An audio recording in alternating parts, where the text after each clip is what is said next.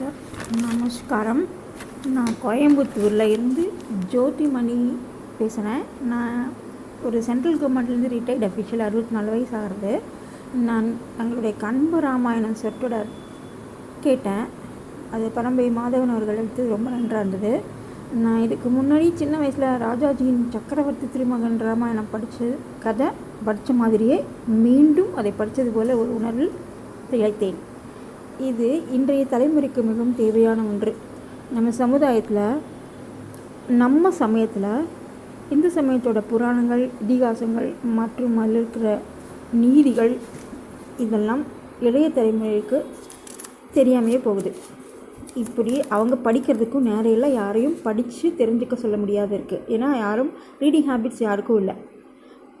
அப்பா அம்மா கதை சொல்கிறதுக்கும் நேரம் இல்லை. எனக்கு சின்ன வயசில் பிரகலாதன் கதை, இந்த மாதிரி கதைகள்லாம் அப்பா சொன்னது ஞாபகம் இருக்குது. ஆனால் இப்போ இருக்கிற ஜென்ரேஷனுக்கு அதை சொல்லித்தரதுக்கு அவங்களுக்கு நேரம் இல்லை. அதோட எல்லாம் செல்ஃபோன், கம்ப்யூட்டர் மற்றும் இப்படி எலக்ட்ரானிக் மீடியா பின்னாலேயே நம்ம ஓடிட்டுருக்கோம். வாழ்க்கை ரொம்ப வேகமாக போயிடுச்சு. அதனால் அவங்க சொல்லித்தரக்கு நேரம் இல்லை. அதனால் இந்த மாதிரி நம்ம தர்மத்தை போதிக்கிறதுக்கு இப்போ செல்ஃபோன் மூலியமாக தான் முடியறது. அதனால் இந்த செல்ஃபோன்லேயே இந்த யூடியூப் சேனல் மூலமாக தாத்தா பாட்டிகள் இந்த மாதிரி ஆன்மீக விஷயங்களை கேட்டு அவங்களுக்கு அட்லீஸ்ட் சொல்லி கொடுக்கறதுக்கு தயாராகிக்கணும். இப்போது பேரண்ட்ஸும் தாத்தா பாட்டிகளும் தயாராகிறதுக்காகவும் குழந்தைங்களுக்கு சொல்லிக் கொடுக்குறதாகவும் இந்த மாதிரி சில ஆன்மீக சொற்பொழிவுகளை யூடியூப் சேனலில் நீங்கள் பதிவு செய்கிறது ரொம்ப உபயோகமாக இருக்குது. புஸ்தகமாக படிக்கிறதுக்கு தான் இப்போ யாருமே ரெடியாக இல்லை. இப்போது நேரமும் அதுக்காக ஒதுக்கிறதில்ல. நியூஸ் பேப்பர் கூட போகிற பக்கில் அப்படியே செல்ஃபோனில் பார்த்துட்டு போகிறாங்க இப்போது.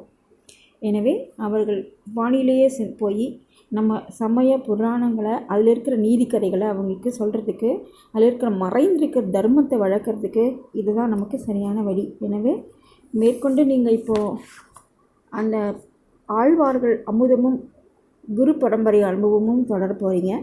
இதுவும் நல்லபடியாக வெற்றிகரமாக நடக்கிறதுக்கு என்னுடைய வாழ்த்துக்களை சொல்லிவிட்டு மகிழ்ச்சியும் தெரிவிச்சுக்கிறேன். ஏன்னா சின்ன வயசில் எங்கள் அப்பா அச்சுதா அமரரேறி 1000 கொழுந்தே போற்றி, இச்சுவை தவிர நான் இந்திரலோகம் ஆளும் அச்சுவை பெறணும் வேண்டேன்னு சொன்ன ஞாபகம் எனக்கு காது ஒழிச்சிட்டே இருக்குது. அதனால் அந்த ஆழ்வார்களுடைய ஒரு பாசுரங்களோ அமுதம்தான். அந்த அமுதத்தை தெரிஞ்சுக்கிறதுக்கு ஆவலாக இருக்கேன்.